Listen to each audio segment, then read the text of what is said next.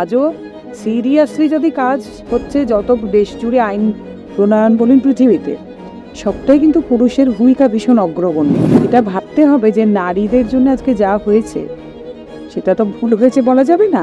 কত সফল নারীর পেছনে যে কত সফল পুরুষ রয়েছেন সে কথাটা না নারীরা কম বললেন। একদল মহিলার জন্যে সবকিছু একদম নয় ছয় হতে বসেছে।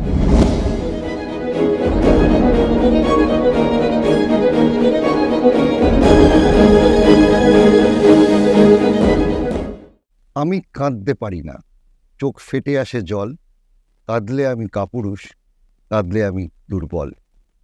80 দশকের মর্দ কো দর্দ নেই হতা, এই ধারণা ভারতবর্ষের সামাজিক অবস্থায় রন্ধ্রে রন্ধ্রে ঢুকে আছে। পুরুষ মানুষ চক্ষু লজ্জার ভয়ে, সামাজিক লজ্জার ভয়ে মনের বহিঃপ্রকাশ এক প্রকার করতে পারে না বললেই চলে। জেনে নেব আজকে নন্দিনীদির কাছ থেকে। নন্দিনীদি, welcome to Net Club Bangla. Thank you. আপনি একজন মহিলা, একজন নারী হয়ে এই একটা ধারণা যে পুরুষ অধিকার নিয়ে লড়াই করব, এই পুরো ঘটনা, যেই অধিকারের লড়াইটা পুরুষদের জন্য আপনি শুরু করেছেন, এই ঘটনার প্রেক্ষাপটটা কি? দেখুন, প্রথম উত্তরটা দিই, অনেক সবাই জানেন যারা আমায় চেনেন এত বছর ধরে, যে আমি কবে থেকে এটা শুরু করলাম, কি প্রেক্ষাপট। 2017 থেকেই কাজটা করি। প্রথমে আমি কিন্তু আগাগোড়া এরমই ছিলাম যে কোনোদিনই ভীষণ আমি নারীবাদ, মানে নারীদের জন্যে কিছু ভীষণ ভাবা, নারী হিসেবে সুবিধে নেওয়া, ফেমিনিজম কোনোদিনও সাপোর্ট করা, সে অর্থ ওরকম ছিলাম না। বলতে পারেন কখনো প্ল্যাটফর্ম ছিল না, জানতাম না যেরকম কাজও হয়, বা খুব যে এই কাজগুলো ছিল তো এরকম না। তবে আমাদের বাংলায় অন্তত রাধিকানাথ মল্লিক, তিনি এই পুরুষ অধিকার আন্দোলনের প্রাণ পুরুষ, তিনি 1983 সালে এসব কাজ শুরু করেছেন। কিন্তু আমি তো জানতামই না, অনেকে হয়তো আমারও জানা ছিল না। জানতেন, উনি আমাদের বয়োজ্যেষ্ঠ অনেক, উনি এটা শুরু করেন। কিন্তু 2017 সালে এসে কিছু ছেলেদের সঙ্গে আমার পরিচয় হয়, যার মাধ্যমে এটা জানতে পারি, তারপরে কাজের সূত্রপাত।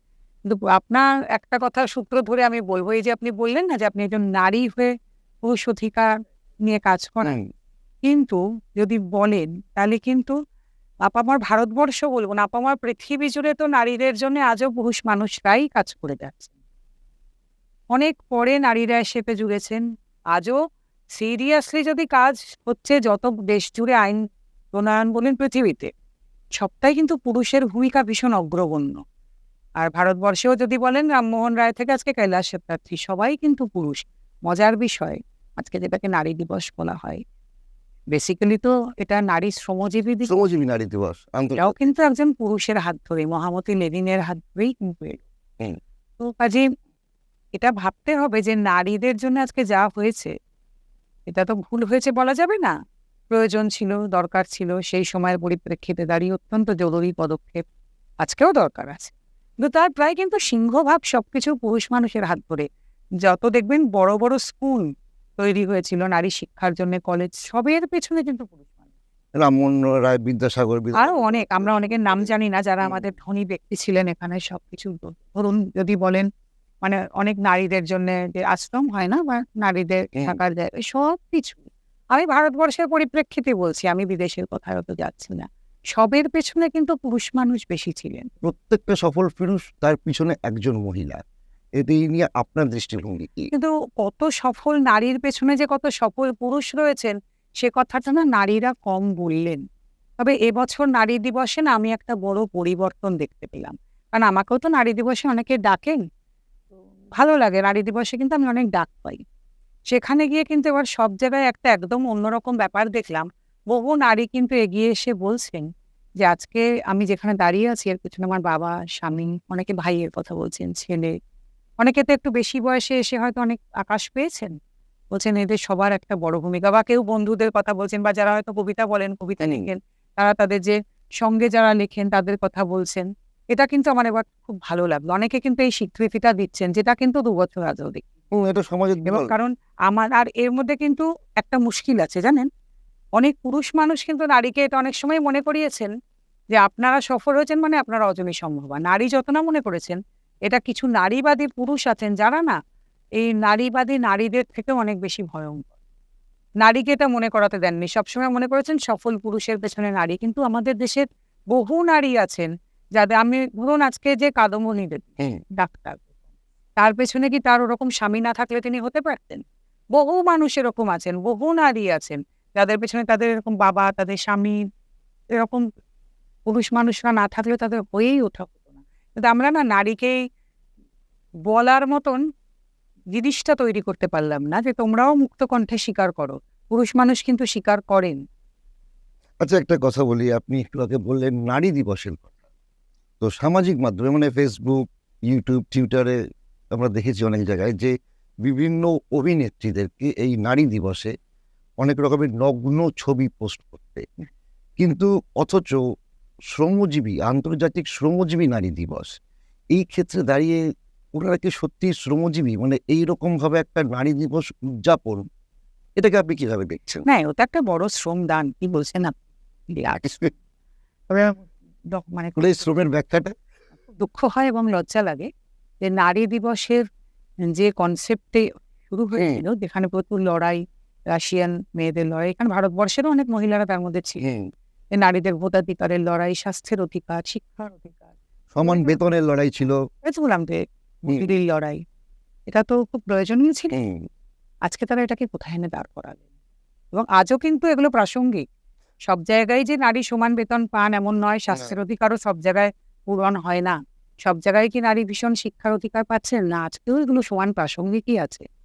কিন্তু একদল মহিলার জন্যে সবকিছু একদম নয় ছয় হতে বসেছে। আবার বলছি, যারা বারে বারে আমাকে দেখে দেন আমি নাকি সমস্ত মহিলাকে অপমান করি, তাদের বারবার বলতে চাই আমি কোনোদিন কোথাও এটা করিনি। বারবার বলতে চাই একদল মহিলার জন্যে সবকিছু নয়, মানে নির্দিষ্ট কিছু শ্রেণীর মহিলা। নষ্ট হয়ে যাচ্ছে সবকিছু। এবং এই যে আপনিই বলছেন যে আজকে নারী দিবসে যারা এই ধরনের ছবি পোস্ট করছেন, তারা নিজেরা কি নারী দিবসের মর্যাদা রাখতে পারছেন? অবশ্যই এটা তো একটা লাইটার নোটে বলা যে এর মধ্যে কি অনেক শ্রম নেই? না, এটাতে কিন্তু ইনফ্যাক্ট দেখাও গেছে দিদি যে লোকে বাহবা দিচ্ছে অনেক মহিলারা যে দারুণ কাজ মহিলা কেন, অনেক করেছে, মানে পুরুষও পুরুষও বাহবা দিচ্ছে। আমি হ্যাঁ, পুরুষ অধিকার কর্মী বলে তার এরকম নয় মনে না। করবো সব পুরুষই ধোয়া না না কখনোই নয়। বহু পুরুষ এতে বাহবা দেন, বহু পুরুষ এতে নানা রকম রসালো মন্তব্য করেন, এবং সেই মহিলারা সেই মন্তব্যের ভিত্তিতে মনে করছেন তারা দুনিয়া জিতে নিচ্ছেন। কিন্তু তারা বুঝতে পারছেন না যে এগুলো কোনো বাহবা নয়। আজকে স্বমহিমায় নিজের কর্মজগতে মানে নিজের কাজের যোগ্যতায় প্রতিষ্ঠিত হয়ে যে বাহবা আসে, যে কৃতিত্বের অধিকারী হওয়া যায়, নিজের শরীর দেখিয়ে কি সেই জিনিস পাওয়া যায়? কখনোই নয়। শরীর খুব অল্প দিনের জিনিস, আর শরীরের মানে মাহাত্ম্য বলুন চকমকি পাথরের মতন খুব অল্প সময়ের জন্য, একবার দুবার দেখানোর পরেই তার কিন্তু আর কোনো মূল্য থাকে না। আজকের মেয়েরা খুব লজ্জা হয়, খুব দুঃখ হয় যে মেধার আর কোনো মূল্য রাখলেন না। কিন্তু আজও বহু নারী আছেন যারা মেধার জোরেই কিন্তু অনেক দূর এগোচ্ছেন, অনেক জায়গায় প্রতিষ্ঠিত হয়ে আছেন। তাদেরকে লোকে যথেষ্ট শ্রদ্ধা ভক্তি করে। তিনি কতটা রূপবতী বা কতটা জামা কাপড় খুলতে পারেন তার সম্বন্ধে এই কথা ভাবার মতন স্পর্ধাও কারোর হয় না। একটু আগে আপনি বলছিলেন যে ফেসবুক রিলস, মানে যে বিষয়টা যে এইরকম ভাবে জামা কাপড় খুলে দেওয়া, কিংবা আরেকটা বিষয় মনে হয় কথা হচ্ছিল যেটা আপনি বললেন যে কর্পোরেট সেক্টরে এইচআরে ছেলেদের রাখছে, এবং আপনার পরিচিত একজন টিউটার রেখেছেন, হোম টিউটার, 3 জন পুরুষ, মহিলা রাখতে ভয় পাচ্ছেন। এই সামাজিক অবস্থান, এই সামাজিক জায়গাগুলো কেন তৈরি হচ্ছে? দেখুন আজকে এটা না মেয়েদের বুঝতে হবে। মেয়েরা কথায় কথায় বলছেন না আমরা ইকুয়ালিটি চাই, আমরা, আর মেয়েরা না কোথাও একটা পুরুষদের সঙ্গে লড়াইতে নেমেছেন, এরকম কিছু লড়াই নেই। সব নিজের মহিলা? যোগ্যতা, না না আবার বলছি তো একদল মহিলা, যে মহিলাদের সত্যি যোগ্যতা আছে তাদের কিন্তু এইসব লড়াইতে নামতেই হয় না, তারা নিজের কাজের যোগ্যতায় ঠিক জায়গা করে নিয়েছেন। কিন্তু মেয়েরা বুঝতে পারছেন না তাদের এই যে কিছু মহিলা না এই যে কিছু সুযোগ নেবার কারণে কাজ হারাচ্ছেন, এবং তখন কিন্তু সেটা হয়ে যাচ্ছে সব মহিলার জন্য। সব মহিলা এফেক্টেড। আজকে আপনি বলুন না, যিনি আমায় বলেন যে আমি আমার ছেলের জন্য প্রাইভেট টিউটর সব ছেলেদের রেখেছি, যেহেতু আমি বা আমার হাজব্যান্ড তো বাড়িতে থাকি না, সেখানে ধরুন আজকে তিনি 4 জন টিউটর রেখেছেন ছেলে, সেখানে তো হতে পারে 2টি মেয়ে কাজ পেতে পারতো, অবশ্যই পেলু না তো, ওই একদল মহিলার জন্য। 2টি মেয়ে কাজ হারালো, সেই 2টি মেয়ের হাতে এই কাজটা প্রয়োজন ছিল। তাহলে মেয়েরা কাদের ক্ষতি আপনারা করছেন? পুরুষ মানুষের। উল্টে আপনারা তো পুরুষ মানুষের সুবিধা করে দিচ্ছেন। আজকেই আমাদের অল বেঙ্গল মেন্স ফোরামের একটি ছেলে আমাদের গ্রুপে পোস্ট করেছে যে মুম্বাইয়ের একটি কোম্পানি এইচআরে স্পেসিফিক করে দিয়েছেন মেল ক্যান্ডিডেট চাই। এটা কি আগে হতো? না, কিছুদিন আগে অবধি তো শুধু ফিমেল ক্যান্ডিডেট চাওয়া হচ্ছিল। কেন? মানে এইচআর মানে জানে মেয়েদেরই হ্যাঁ, হবে একদম এবার মহিলাদের বলুন না হ্যাঁ। যে কি কারণ? কারণ এত আমি কয়েকটা জায়গায় পশের লেকচার দিতে গিয়েও দেখেছি মেয়েরা বলছেন আইসিসি কমিটির, যে ম্যাম এত ভুয়ো অভিযোগ, আমরা পাগল হয়ে যাচ্ছি। আইসিসি কমিটিতে যারা আছেন মহিলারা বলছেন ম্যাম কি করা যেতে পারে। তো এত আপনারা ভুয়ো পশের অভিযোগ আনছেন, যার কারণে রিস্ক নিতে চাইছে না। কিন্তু মেয়েরা বুঝতে পারছেন না এই যে পশের অভিযোগ ধরুন ভুয়ো প্রমাণিত হলো, এবার কি শুনুন, আজকে মিডিয়াতে যেমন আপনাদের একটা জগৎ আছে, আজকে কর্পোরেটেরও একটা জগৎ আছে। যেই প্রমাণিত হলো আপনার এটা ভুয়ো, আপনার কিন্তু আর 5টা কর্পোরেটে খবরটা ছড়ালো, অবশ্যই আপনার জায়গা হবে না আর। না। কেমন দেখ এই মেয়েটি কিন্তু ভুয়ো এরকম দিয়েছে, ওকে কিন্তু নিস না, অফিসে অসুবিধে হবে। আচ্ছা আপনি যদি অবিবাহিত হন, সে খবর যদি ছড়ায়, আপনার বিয়েও কি হবে? আপনাকে কিন্তু লোকে ভয় পাবে অবশ্যই তাই। এবং আপনার কোথাও চাকরি পাওয়ার সম্ভাবনাটা নষ্ট হয়ে যাবে। আপনি কি পেলেন বলুন তো? এবং আপনার কারণে এই যে হলো, হয়তো আপনার কোম্পানি ডিসিশন নিয়ে নিল এরম জায়গায় আর মেয়েদের নেব না। হ্যাঁ, এবার আপনার কারণে যেই 4টি মেয়ে হয়তো যোগ্য, যারা হয়তো এরম নন, তাদের কাজ পাওয়াটা কিন্তু বন্ধ হয়ে গেল। আমরা বারবার এটাই বলতে চাইছি, আপনারা আমায় দেখে দেন না আমি সব মহিলাকে অপমান করি, সব মহিলাকে খারাপ বলি, একেবারেই নয়। আমি উল্টোটা বলতে চাইছি, আজকে এই 1-2 মহিলার জন্য 5জন মহিলার কাজ পাওয়াটা হয়তো বন্ধ হয়ে যাচ্ছে। ডাক্তাররা জুনিয়র নিতে ভয় পাচ্ছেন, অ্যাডভোকেটরা জুনিয়র নিতে ভয় পাচ্ছেন। হসপিটালে মানে রোগীরা গেলে, মহিলা রোগীরা গেলে ডাক্তাররা আতঙ্কিত হয়ে যাচ্ছেন। আপনারা একটু ভাবুন, আপনারা কোন রসাতলের দিকে নিজেদেরকে নিয়ে যাচ্ছেন। কে বলতে পারে এই যে যেভাবে আপনারা ভুলভাল মিটু করেছেন, তাতে কি হচ্ছে, সত্যিকারের মিটুতে যারা আক্রান্ত হয়েছেন তারা হয়তো মুখই খোলেননি কোনোদিন, কিন্তু বলা তো যায় না। এরপরে কোনোদিন হয়তো প্রডিউসার ডিরেক্টররাও বলতে শুরু করবেন আমরা মহিলা বর্জিত ফিল্ম বানাবো। আমি সবসময় এটা বুঝতে পারছি না যে মেয়েরা আপনারা কেন বুঝতে পারছেন না যে আপনারা আপনাদের স্বজাতের শত্রু হয়ে উঠছেন। আমি সেখানে কিছু না, কিন্তু আজকে আমার জায়গায় একজন পুরুষ হয়ে কথা বলতে পারতেন, কিন্তু আপনারা আপনাদের শত্রু হয়ে উঠছেন। আপনাদের এটা বুঝতে হবে যে আমাদের না সমাজে প্যারামিটার ঠিক করে দেওয়া হচ্ছে। যেমন আপনাকে আমি বলি, সেদিন একটি ভিডিও দেখলাম, একটি ছেলে বলছে, একটি ছেলেকে একটি মেয়ে মেসেজ করছে আমি 10,000 টাকা মাইনে পাই, আমি যাকে বিয়ে করবো তার 1 লাখ টাকা মাইনে নিতে হবে। কোনো ছেলে যদি 1 লাখ টাকা মাইনে না পায়, সে আবার ছেলে না। ছেলেটি যথাযোগ্য জবাব দিয়েছে, বলছে যে তুমি 10,000 টাকা মাইনে পাও, তুমি আমি বিয়ে করবো কেন? আমি যদি 1 লাখ টাকা মাইনে পাই, তোমার কি যোগ্যতা আছে? আমি এমন কাউকে বিয়ে করব যে এরকম মাইনে পায়। তখন সেই ছেলেটিকে আরেকটি মেয়ে জবাব দিচ্ছে, মেয়েদের সম্মান রেখে কথা বলতে পারো না? এবার আপনি প্যারামিটারটা ভাবুন। তাহলে তুমি যখন বলছো যে ছেলেটি 1 লাখ টাকা না পেলে একটি পুরুষ মানুষ, সে নাকি পুরুষই নয়, অথচ তোমরা এক্সপেক্ট করছো যে একটি ছেলে এই কথা বললে সেই মেয়েটিকে নাকি সম্মান দেওয়া হয় না। তাহলে তোমরা পুরুষ মানুষকে সম্মান কোথায় দিচ্ছ? তোমরা বলছো একটি পুরুষ মানুষ 1 লাখ টাকা মাইনে না পেলে সে পুরুষই নয়, কিন্তু সেই মেয়েটিকে যখন এই 10,000 টাকা মাইনের কথা বলা হচ্ছে, তখন তোমরা বলছো তাকে সম্মান দেওয়া হয় না। আরে ভাই, আগে সম্মান দিতে শেখো, তবেই তো তোমরা সম্মান পাবার কথা অবশ্যই। ভাববে। তোমাদের প্যারামিটার এখন হয়ে গেছে পুরুষ মানুষকে 1 লাখ টাকা রোজগার করতে হবে মান্থলি, তবে নাকি তার পুরুষের তকমা জুটবে। আর নিজের হাতে 10,000 টাকা মাইনে পাচ্ছ, সেটা বললে তোমাদের সম্মানহানি হচ্ছে। তোমাদের এই এক্সপেকটেশনই বা কোত্থেকে আসে ভাই? সম্মান না দিলে কিন্তু কোনো সম্মান পাওয়া যায় না। আগে সম্মান দেওয়ার কথা চিন্তা করো। দিদি, পুরুষ অধিকার নিয়ে লড়াই করতে নিশ্চয়ই এরকম বিভিন্ন রকমের ঘটনা সম্মুখীন আপনাকে হতে হয়েছে, অনেক লোকজন ফোন টোন করে। হ্যাঁ, সে তো তো এই জায়গায় দাঁড়িয়ে এরকম কোনো নির্দিষ্ট করে ঘটনা আছে কি, মানে যেটা খুব বেদনাদায়ক, দাগ কেটে গেছে মনে? না। এবার একটা কথা বলি, ডাক্তারদের যেমন হয় না যে প্রত্যেকদিন তারা রুগী দেখেন, তো আমাদের অফিসেও প্রচুর মানুষ প্রত্যেকদিন আসেন। আমাদের তো সপ্তাহে 7 দিন অফিস খোলে, দুপুর 12টা থেকে রাত 8টা।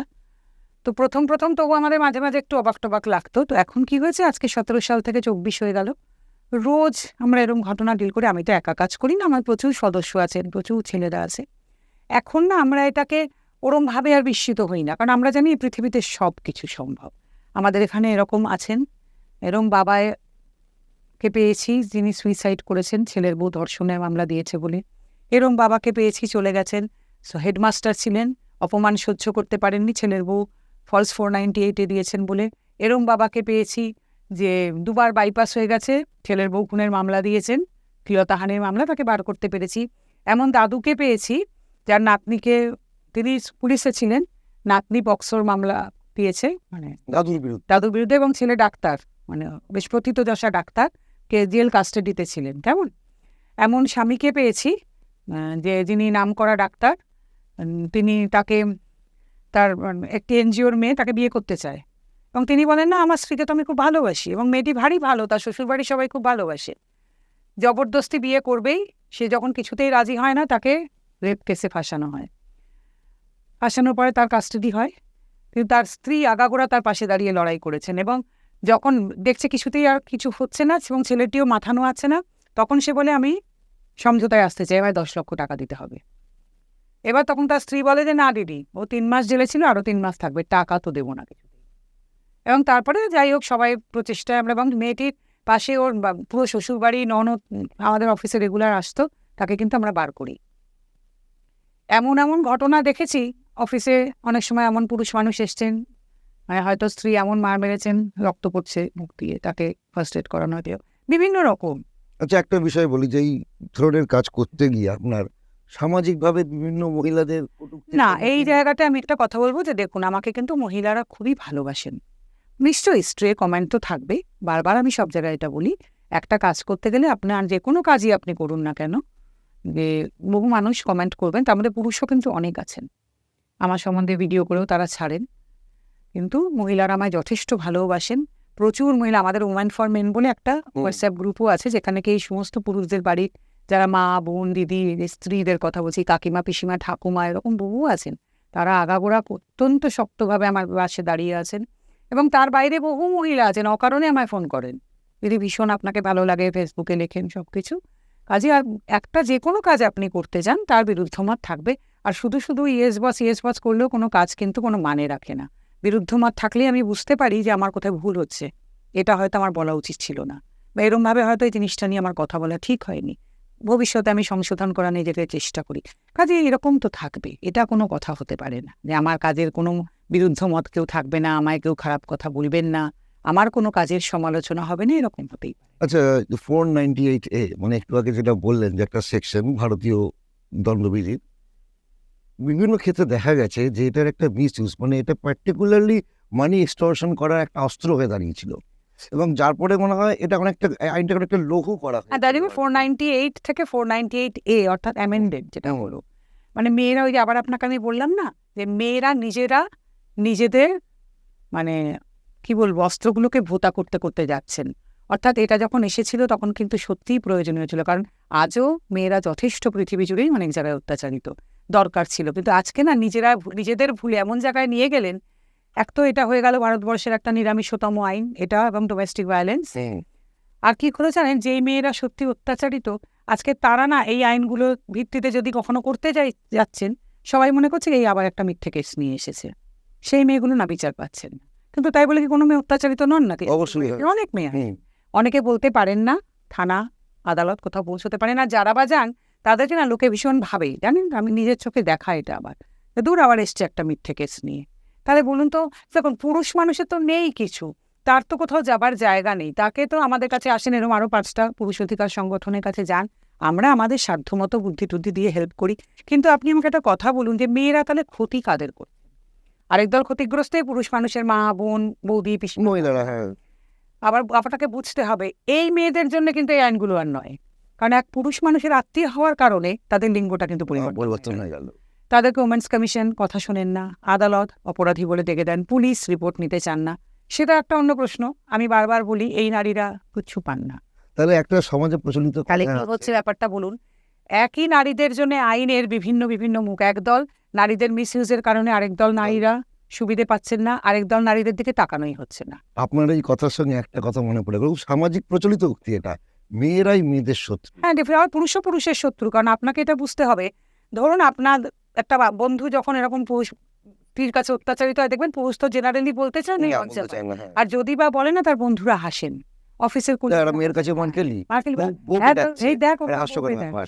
খুব কম পুরুষকে আপনি দেখবেন সেই পুরুষটির পাশে দাঁড়িয়ে তাকে বলছে হ্যাঁ তুই পুলিশে যা, হ্যাঁ তুই বল, বা তুই কথা বল। পুরুষও পুরুষের শত্রু, বারবার আমরা এই জন্য পুরুষ মানুষকে বলছি। ওই যে আমি প্রথমে বলেছিলাম যে একটা কনসেপ্ট যে মার্দ কো দর্দ নেই হতা, আর সব বেঁধে বেঁধে থাকি, এটা পুরুষ মানুষ করতে পারছে কি পারছে না।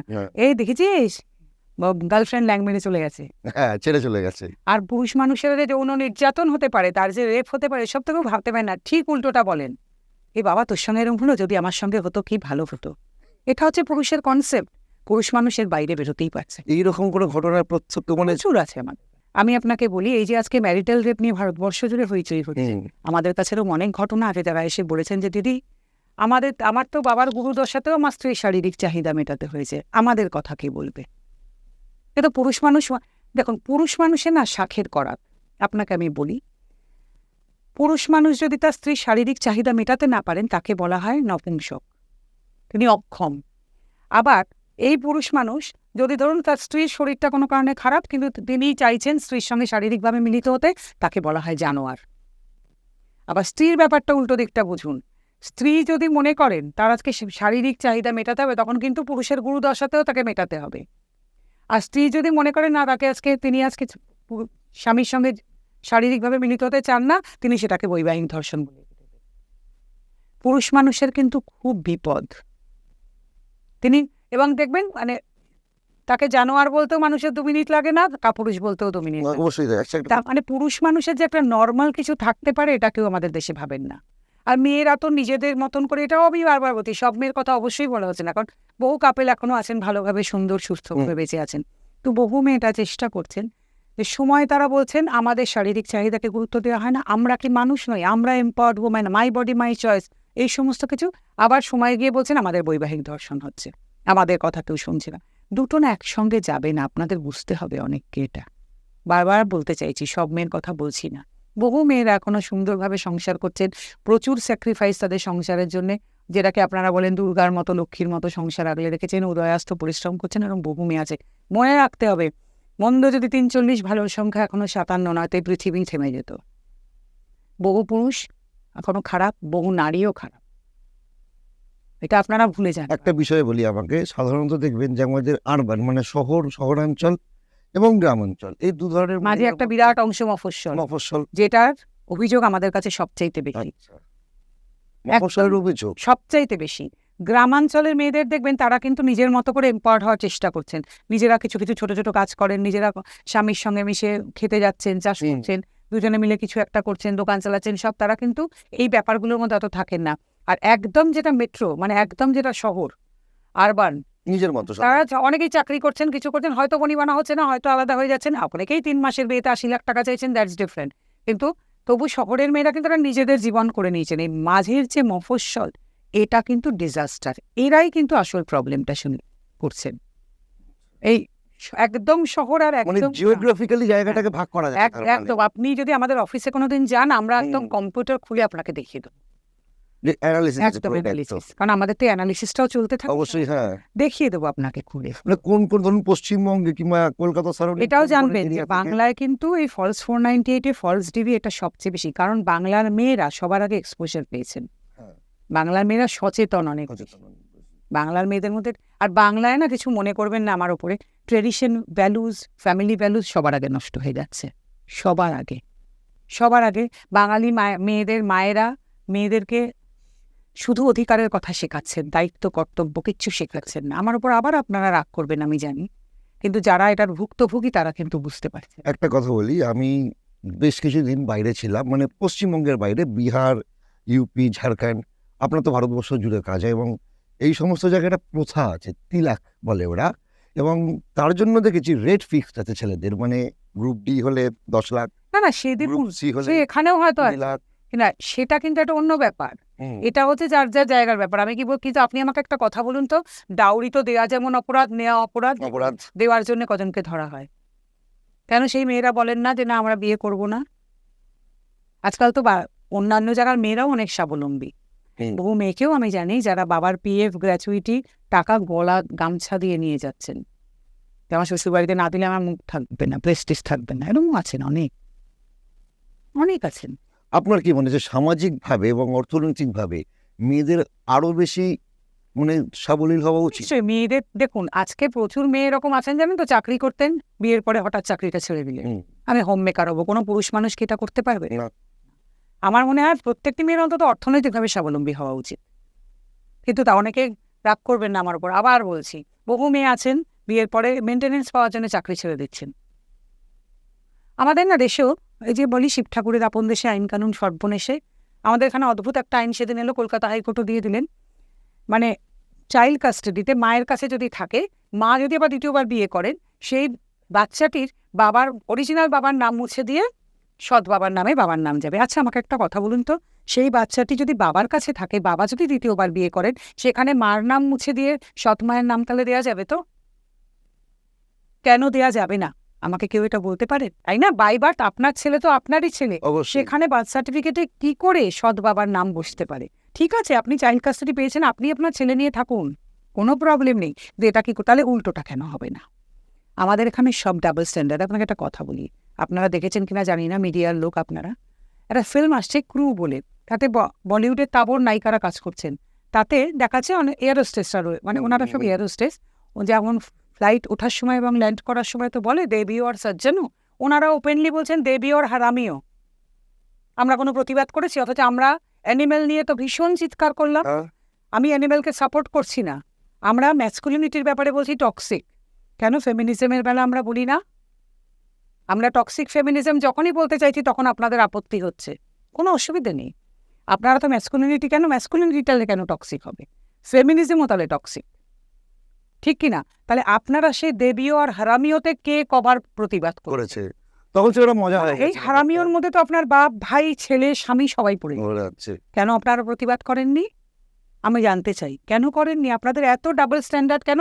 আজকে যদি এই যে দেবীওর জায়গায় এই কথাটা বলা হতো, আপনারা কি বলতেন? তোলপাড়, ভারতবর্ষে তো আগুন জ্বলে যেত এখনই।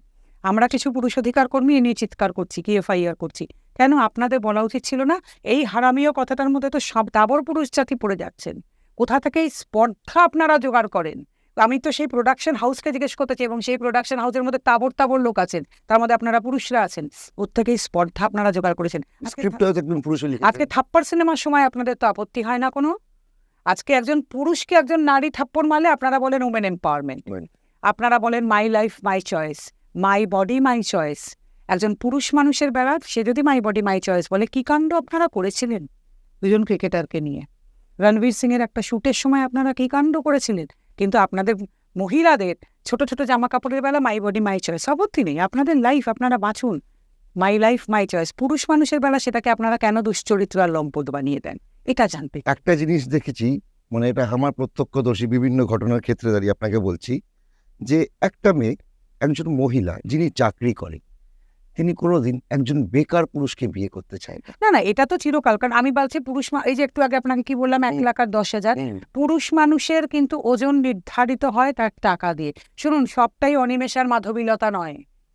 মাধবীলতা কিন্তু মানে পৃথিবীর, বলবো এই বাংলার একটা উদাহরণ ওমেন এম্পাওয়ারমেন্টের, যিনি দেখিয়েছিলেন ভালোবাসা কেমন হতে পারে, কাকে বলে ওমেন এম্পাওয়ারমেন্ট।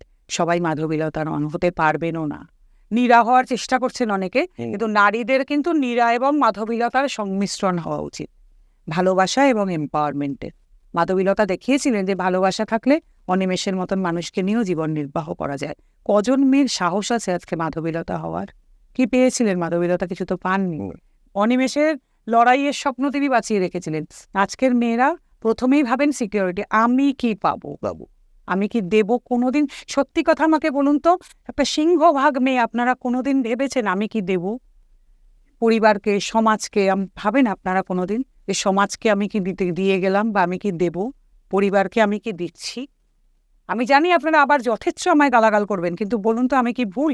একটা সিংহভাগ মেয়ে আপনারা কেউ ভাবছেন আমরা কি দিই? সামাজিক অবদানটার কথা, সামাজিক, আমার সোশ্যাল কন্ট্রিবিউশন কি সমাজে, আমার পরিবারে আমার কি কন্ট্রিবিউশন? আপনারা শুধু চাইছেন আমার কি কর্তব্য, আমার কি দায়িত্ব এ দেশের প্রতি, এ সমাজের প্রতি, এ পরিবারের প্রতি। কেউ আপনারা একবারের জন্য ভাবেন? আমি জানতে চাই এই কথাগুলো আপনাদের কাছ থেকে আজকে। আমায় গালাগাল তো লেগেই থাকবে, তো এ নিয়ে মাথা কামাই না আমি আর, কিন্তু আমি জানতে চাই আপনারা ভেবেছেন কোনোদিন এই কথা? আচ্ছা, ভারতীয় দণ্ডবিধি 69 ধারা বলছে যে যদি কোনো নারীকে প্রতিশ্রুতি দেওয়া হয় বিয়ের, এবং তারপর বিয়ে না করে, কিংবা তার সঙ্গে যদি শারীরিক সম্পর্ক হয়ে থাকে, তাহলে সেটা কিন্তু ফৌজদারি অপরাধ। মানে আচ্ছা, এবার আমাকে একটা কথা বলুন, আজকের দিনে দাঁড়িয়ে যখন সম্পর্ক টিকে যাওয়াটাই একটা মিরাকেল, তখন এইটার কোনো জাস্টিফিকেশন আছে? আর 2 নম্বর কথা বলি, যদি উল্টোটা হয়, আকছার নারী এরকম আছেন যারা সম্পর্ক রেখেছেন কলেজ লাইফ থেকে, ইউনিভার্সিটি লাইফ থেকে, চাকরির জীবনে, তারপরে অন্য ভালো পুরুষ পেয়ে বিয়ে করে চলে গেছেন, তাদের মধ্যে সহবাস হয়েছে, তাদের মধ্যে তাদের ক্ষেত্রে কি হবে? আর এটা করেও তো নারীকে ছোট করা হচ্ছে। নারী কি পণ্য নাকি? নারী কি একটা ভোগ্য বস্তু নাকি? যে নারীকে বিবাহের প্রতিশ্রুতি দিলে এরকম হয়, তা পুরুষকেও তো এটা দেওয়া যায়, তাদের ক্ষেত্রে কি হবে জানতে চাই। বিবাহটাকে আপনি কিভাবে দেখছেন? আর্থসামাজিক অবস্থার একটা মহিলাকে? না না, মহিলাদের কেন, পুরুষেরও তো তাই। বিবাহ একটা উভয় পক্ষের মধ্যে, যে অনেক কাল আগে সবাই বলে গেছেন, একটা চুক্তি, সামাজিক চুক্তি কিন্তু বিবাহ। আর্থসামাজিক নিশ্চয়ই, কারণ একটা বিবাহ কিন্তু এরকম নয় যে ভীষণ রোম্যান্টিক একটা আমি তুমি বিবাহ। কিছুদিন প্রথমে একটা হলো, তারপরে কিন্তু সন্তান সন্ততি পরিবার পরিজন, এটা একটা চুক্তির মধ্যেই চলে। যতই আপনি যাই বলেন, এন্ড অফ দ্য ডে কিন্তু ইটস আ কন্ট্রাক্ট। আপনি স্বামী স্ত্রী থাকেন একসঙ্গে। আগেকার দিনে যেটা ছিল, এখন মেয়েরাও অনেক বেশি চাকরি করছেন যে স্ত্রী ঘর সংসার দেখবেন, স্বামী রোজগার করে আনবেন। এখন তো সেই কনসেপ্টটা ওভাবে নেই। তো এগুলো কি? এগুলো তো ছেলে মানুষই, এবং মেয়েদেরকে ভীষণ নিচু করা হচ্ছে। মেয়েরা কি এরকম নাকি যে মেয়েদেরকে প্রতিশ্রুতি দিয়ে বিয়ে করেনি, ফৌজদারি অপরাধ? কারণ মেয়েরা কি খেলনা? এটা তো মেয়েদের তাই প্রমাণ করা আছে, মেয়েরা ভীষণ অবলা, মেয়েদেরকে প্রতিশ্রুতি দেওয়া হয়েছে, বিয়ে করা হয়নি, তাই অপরাধ। যেখানে সম্পর্ক টেকাটাই একটা মিরাকেল আজকের দিনে। তা আমি শুধু জানতে চাই, ছেলেদের যদি করা হয় তাহলে কি বলা হবে? না, এই জন্য তো কোনো আইন নেই। না না, আকছার তো ছেলেদের সঙ্গে এই জিনিস হচ্ছে উভয় পক্ষের সঙ্গে চলে যাচ্ছেন। এবং এটা আমি বিভিন্ন কলেজে লেকচার দিতে গিয়ে মেয়ে প্রফেসরদের মুখ থেকে শোনা। এবং রিসেন্টলি একটা সিনেমা এসছে, আড্ডা টাইমসে দেখবেন, প্রেমে পড়া বারণ। তাতে না এক জায়গায় একটা ডায়লগ আছে, আপনারা শুনবেন সবাই, যে অধিকাংশ ছেলে তো আজকে এই অবস্থা, হয় মর্গে, নয় অ্যাসাইলামে, নয় রিহ্যাবে। মেয়েরা কিন্তু সুখে শান্তিতে সংসার করছে। এটা আমার ডায়লগ না, বিশ্বাস করুন। আপনারা পারলে লাস্ট এপিসোডের খানিকটা আগে এটা দেখে নেবেন, খানিকটা আগে এটা দেখবেন আপনারা। অবশ্যই। একটা কথা বলি, বম্বে হাইকোর্ট কিছুদিন আগে একটা রায় দিয়েছিল, অবশ্যই এটা ধর্ষণের মামলায় রায় দিয়েছিল, যে ধর্ষণটা হয়েছিল একজন মহিলা, কিন্তু যে রায়টা দিয়েছিল সেটা খুব অদ্ভুত। যে একজন মেয়ে যদি ড্রিঙ্ক করে, মানে মদ্যপ অবস্থায় যদি শারীরিক সম্পর্কের জন্য সম্মতি দেয়, তাহলে সেটাকে সম্মতি ধরা হবে না। আচ্ছা, তাহলে উল্টোটা যদি হয়, কোনো পুরুষ যদি এরকম সম্মতি দেন, কারণ মদ খেয়ে কিন্তু মেয়েরাও ওভার পাওয়ার করতে পারে। ধরে নিলাম দুজনেই মদ্যপ ছিলেন, তা মেয়েরা কিন্তু মদ খেয়ে ওভার পাওয়ারও পুরুষ মানুষকে করতে পারে। আজকে এক ভদ্রলোক আমাদের অফিসে এসে বলেছেন, দিদি আপনি ভাবতে পারবেন না আমার বউয়ের গায়ে কি জোর, আমায় কি ভয়ঙ্কর মারে। আলাম তাহলে এটাও সত্যি যে মেয়েদের গায়ে ছেলেদের থেকে বেশি জোর। বলতে দিদি অস্বাভাবিক জোর আমার। তাহলে মদ খেয়ে মেয়েরাও ওভার পাওয়ার করতে পারে, অনেক মেয়ের গায়ে পুরুষের থেকে বেশি জোর আছে। তাহলে একটি মেয়ে যদি এরকম করে এবং সে পুরুষ মানুষটি মদ্যপ অবস্থায় কনসেন্ট দিলেন, তাহলে তখন কি হবে? আপনি মেয়েদের কিন্তু আপনারা ভীষণ ছোট করছেন, বলছেন এম্পাওয়ার্ড ওম্যান, কিন্তু রেপের ক্ষেত্রে রেপের লয় কিন্তু কোথাও পুরুষকে রাখলেন না। সবসময় মেয়েরা, মানে মেয়েরা অলওয়েজ ভিকটিম। মেয়েরা আপনারা প্রতিবাদ করুন, ও কলরব, কারণ আপনাদের সবসময় ভিকটিম বলা হচ্ছে। বিশ্বাস করুন, আপনারা কিন্তু এর প্রতিবাদ করুন। এর প্রতিবাদের জন্য আমার অপেক্ষায় থাকবেন না। আপনারা বলুন আমরা ভিকটিম হয়ে থাকতে চাই না, এগুলো জেন্ডার নিউট্রাল হোক, আমরাও এরকম করতে পারি, এটা আপনারা বলুন, আমার জন্য অপেক্ষা করবেন না প্লিজ। আরেকটা বিষয় যেটা বলছি, যে আসামের গুয়াহাটি হাইকোর্ট একটি মামলায় বলেছেন যে যদি মহিলারা সিঁদুর শাখা পলা না পরে থাকেন, কিংবা মঙ্গলসূত্র না পরেন, কারবাচত এই ধরনের প্রথাগুলো না পালন করে থাকেন, তাহলে স্বামী ডিভোর্স পেতে পারে। সেই না, এগুলো আমার মনে হয় ভীষণ, দেখুন এগুলো না যার যার নিজস্ব ব্যাপার। আমি পুরুষ অধিকার করি একটা হাইকোর্ট রায় দিয়েছে। না, না, এটা আমি দেখুন এগুলো আমি, আর আমার কি মনে হয় বলুন তো, এটা একটা খুব মামলা স্পেসিফিক রায় হয়, জানেন তো, সেগুলো একটু ডিফারেন্ট। হ্যাঁ, হ্যাঁ, হ্যাঁ। আর এগুলো কিন্তু আমার মনে হয় কি জানেন তো, ভীষণ নিজস্ব ব্যাপার। তার স্বামী কি মনে করেন, তিনি ব্যক্তিগতভাবে কি মনে করেন, তার শ্বশুরবাড়ির সঙ্গে কেমন সম্পর্ক, এগুলো, কারণ এইগুলো কিন্তু কোনো ডিভোর্স পাওয়ার গ্রাউন্ড হতে পারে। অবশ্যই। আজকালকার দিনে দাঁড়িয়ে কোন মেয়ে শাখা পলা পড়ছেন, কে মঙ্গলসূত্র পড়ছেন, কে সিঁদুর পড়ছেন বা না পড়ছেন, এটা কিন্তু ডিভোর্স পাওয়ার গ্রাউন্ড হতে পারে বলে আমার মনে হয় না। এটা কিন্তু মানে আমি পুরুষ অধিকার করবি, এক্ষুনি অনেকে আবার বলবে যে আপনি এসব বলছেন। না না না, আমি এসব বলি না। আমি সবসময় রেশনাল কথা বলার চেষ্টা করি, কারণ এটা কিন্তু ডিভোর্স পাওয়ার গ্রাউন্ড হতে পারে না। ডিভোর্স পাওয়ার জন্য আরো অনেক গ্রাউন্ড আছে, যেগুলোতে আমরা চোখে দেখছি না। আমার বাবা মাকে না দেখলে যদি বলেন, বা আমি কিন্তু বলবো একটি মেয়ের বাবা মাকে দেখাটাও একটি পুরুষের অবশ্যই। কাজী আমাদের বাবা, মানে আমার বাবা মাকে দেখছে না, বা মেয়েটির বাবা মাকে দেখতে দিতে দেওয়া হচ্ছে না, সবই কিন্তু অত্যন্ত অন্যায়, সব অন্যায়। একটা জিনিস বলি, মানে ধরুন এই সাম্প্রতিককালের যে ঘটনাগুলো ঘটছে এগুলো নিয়ে, মানে যেরকম গুয়াহাটির মামলার রায়টা, কিংবা বম্বের যে বলছে মদ্যপ অবস্থায় কনসার্ন নয়, এবং বিভিন্ন ক্ষেত্রে এই যে শাখা সিঁদুর না পড়লে এটা ডিভোর্স হতে পারে, এবং আরো অনেক। আবার আপনাকে বলছি, আমাদের দেশের আইন ভীষণ গোলমেলে। আমাদের কনস্টিটিউশনে 14, 15, 21 সবাই আলাদা আলাদা কথা বলেন, কেউ কিচ্ছু ঠিক মতো বলেন না, পুরোটা না একদম ঘেঁটে আমার বক্তব্যটা হচ্ছে, মানে মনে হচ্ছে না কোথাও গিয়ে দাঁড়িয়ে এই বর্তমান পরিস্থিতিতে এই যে আইনগুলো কিংবা এই যে বিচারপতিদের রায়গুলো আবার কোথাও একটা মধ্যযুগীয় প্রথায় ফিরে আসছে। মধ্যযুগীয় না, আপনাকে আমি বলছি ঠিক উল্টোটাও ভাবুন। 21 গিয়ে বলে যে সবাই সমান, 14 একরকম বলেন, 15 আরেক রকম বলেন, কেউ কিচ্ছু ঠিক মতো বলেন না। আমার উপর কেউ রাগ করতেই পারেন, আইন তারা কিন্তু সব না ঘেঁটে কারোর সঙ্গে কারোর সম্পর্ক নেই। তো এই যে সমস্ত যে হাইকোর্টের রায়গুলো তো ভারতবর্ষের কেন্দ্রে কথা বলেন, না না না, হাইকোর্টের রায় কিন্তু আবার আপনাকে এটাও আমি বলছি, ডিফারেন্ট মামলা স্পেসিফিকও হয় হাইকোর্টে। মানে আপনাকে না তখন ভেতরে ঢুকতে হবে যে কোন মামলার পরিপ্রেক্ষিতে এই রায়টা এসেছিল। তখন আপনি পড়লে হয়তো দেখবেন আচ্ছা আচ্ছা এই মামলার জন্য এই রায়টা, তাহলে তো এটা ঠিকই ছিল। আমাদের না আচ্ছা। উপর থেকে পড়ে আমরা বুঝতে বুঝতে পেরেছি ব্যাপারটা। বুঝতে পেরেছি। মানে এরা অন্তর্নিহিত ব্যাপার থেকে অনেক রকমের প্রেক্ষাপট থাকে এবং অনেক রকমের বিষয় থাকে। তো আরেকটা ব্যাপার হচ্ছে বুঝি মানে এই যে এই ধরনের আপনার যে লড়াইগুলো করছেন, ঠিক আছে? এখনো পর্যন্ত মোটামুটি কতগুলো কেস সলভ হয়েছে? সলভ দেখুন আমাদের হাতে তো কিছু নেই, এটা না। সলভ হয় না। তবে একটা কথা বলি, জানবেন বজ্র আটনি ফসকা গেল। এই যে ধরুন ভারতবর্ষে সবাই সবসময় বলছেন পুরুষ মানুষের জন্য কিছু নেই, সত্যি নেই। মেন্স কমিশনে আমাদের তো মেন লড়াই এখন একটা মেন্স কমিশন, তাহলে না অনেক কিছু সহজ হয়ে আসবে। জানি না হবে কিনা, কিন্তু এটাও বুঝতে হবে পুরুষ মানুষকে এক তো হচ্ছে একটু পড়াশোনা করতে হবে, কনস্টিটিউশনটা জানতে হবে, আইন কানুন যে আমাদের সংবিধান। সংবিধান শুধু না, আমাদের এই যে বিএনএস এটাকে হুম। নতুন করে জানতে হবে। আর তৃতীয় কথা, ভারত যেমন ধরুন আজকে 307 হুম। অ্যাটেম্প্ট টু মার্ডার, একদম। এটা কিন্তু আপনার জন্য যে আমার জন্য তাই। অবশ্যই। আজকে আমি আপনার গলা টিপে ধরতে পারি, আপনি আমার গলা টিপে ধরতে পারেন, এটা কিন্তু। এবার বহু পুরুষ আছেন ধরুন স্ত্রী গলা টিপে ধরেছেন, উনি কিন্তু গেলেন না, কিন্তু উনি গলা টিপে ধরলেন না, স্ত্রী কিন্তু চলে যাবেন, কিন্তু উনিও কিন্তু যেতে পারতেন, কিন্তু উনি যাচ্ছেন না। দিদি আইন তো সব মেয়েদের জন্য, কে বললো আইন মেয়েদের জন্য? গলা টিপে ধরার আইন সবার জন্যই এক। আপনিও তো ফোন 98 এটা করতে পারবেন না, কিন্তু গলা টিপে ধরা কিন্তু আপনিও করতে পারবেন। আচ্ছা, আরেকটা বিষয় আছে যেটা খুব মনে পড়লো এখনই কথা বলতে বলতে, যে আমাদের তো সমাজ অনেকগুলো ধর্মে বিভক্ত। যেরকম ধরেন হিন্দুদের বৈবাহিক আইন আর মুসলিমদের বৈবাহিক আইন এক নয়, সেক্ষেত্রে আলাদা আছে। সেক্ষেত্রে দাঁড়িয়ে ধরুন মুসলিম সম্প্রদায় থেকে এইরকম ঘটনা। আছে ঘটনা, কারণ ওদের আবার এই দেনমোহর কাবিন, বিশেষ করে বাংলাদেশের পুরুষরা খুবই বিব্রত হয়ে আছেন। ওনাদের এই দেনমোহর কাবিন যে অনেক আলোচনার বিষয়, হুম। অনেক ঝামেলা। আমাদের কাছে প্রচুর মুসলিম আসেন, মানে ক্রিশ্চিয়ানরাও আসেন কম সংখ্যায়, শিখ আসেন কম। তো আমরা শেষের দিকে চলে এসেছি। বিশেষ করে ধরুন আপনি একজন পুলিশ অধিকার কর্মী এবং একজন মহিলা, একজন নারী, একজন স্ত্রী, একজন মা, ঠিক আছে, সব মিলিয়ে নির্দিষ্ট কোনো বার্তা দিতে চান সমাজের জন্য, মহিলাদের জন্য এবং নিশ্চয়ই পুরুষদের দেখুন, জন্য? মহিলাদের জন্য একটু আগেও যেটা বলেছি, আজও সেটাই বলবো, যে আপনারা না স্বমহিমায়, স্বক্ষেত্রে, নিজ নিজ যোগ্যতায় এম্পাওয়ার্ড হয়ে উঠুন। এম্পাওয়ার্ড ওমেন মানে কিন্তু তাই। এম্পাওয়ার্ড ওমেন কিন্তু রিফ্লেক্টেড গ্লোরিতে বাঁচা নয়, এই যেভাবে যে সবাই রিল বানাচ্ছেন এইরকম করছেন, এগুলো নয়। এম্পাওয়ার্ড ওমেন তারাই যারা স্বক্ষেত্রে স্বযোগ্যতায় মাথা উঁচু করে বেঁচে আছেন।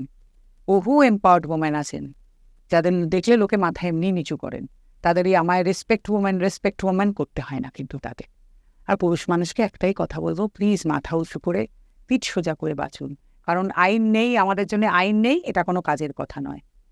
আইন কি আছে আগে জানুন, নিজেদের বিপক্ষের আইনগুলো জানুন, তার মধ্যে থেকে যতদিন আইন না হচ্ছে তার মধ্যে থেকে আপনাদের তো বেঁচে থাকতে হবে। আর নিজেদের জীবনটা নষ্ট করে ফেলবেন না, জীবন খুব অমূল্য জিনিস, এর মধ্যেই সব করতে হবে, এর মধ্যেই যা ভালোবাসেন তাই করুন, এর মধ্যে থেকেই জীবনে বাঁচতে হবে। জীবনে না বেঁচে খালি আমাদের জন্য আইন নেই, জীবনটা শেষ হয়ে গেল, ডিপ্রেশনে চলে যাচ্ছি, যেন হলিডে ডেস্টিনেশন, আমি ডিপ্রেশনে চলে যাচ্ছি, এটা কোনো কাজের কথা হতে পারে না। একটাই জীবন, এর মধ্যেই বাঁচতে হবে, বুদ্ধি করে বাঁচতে হবে। আর যদি কোনো পুরুষ ধরুন এরকম কোনো বিপদে পড়ে, আপনার সঙ্গে কিভাবে যোগাযোগ নিশ্চয়ই, আমাদের তো করবে? হেল্পলাইন আছে, 24 ঘন্টা খোলা থাকে, অফিস কসবা রুবির কাছে, আপনাদের কাছে তো নাম্বার আছে। হুম। আর সপ্তাহে 7 দিন খোলা থাকে, দুপুর 12টা থেকে রাত 8টা। যদি আপনারা আসতে চান এখানেও যোগাযোগ করতে পারেন। আর অল বেঙ্গল মেন্স ফোরাম দিয়ে আপনারা যদি সার্চ করেন, আমাদের ফেসবুক গ্রুপ থেকে শুরু করে Twitter, LinkedIn, Instagram, everything is there, YouTube channel সব আছে, সব পেয়ে যাবেন যদি খোঁজ করেন। কোনো অসুবিধা নেই, আমাদের সঙ্গে যোগাযোগ করে নেবেন। হেল্পলাইন নাম্বার আছে প্রচুর, সব ফোন করে অ্যাপয়েন্টমেন্ট করে আপনারা আসতে পারেন। একজন পুরুষ হয়ে আপনার এই লড়াইকে কুর্নিশ জানিয়ে আমাদের আজকের আলোচনা এখানে শেষ করছি। ধন্যবাদ।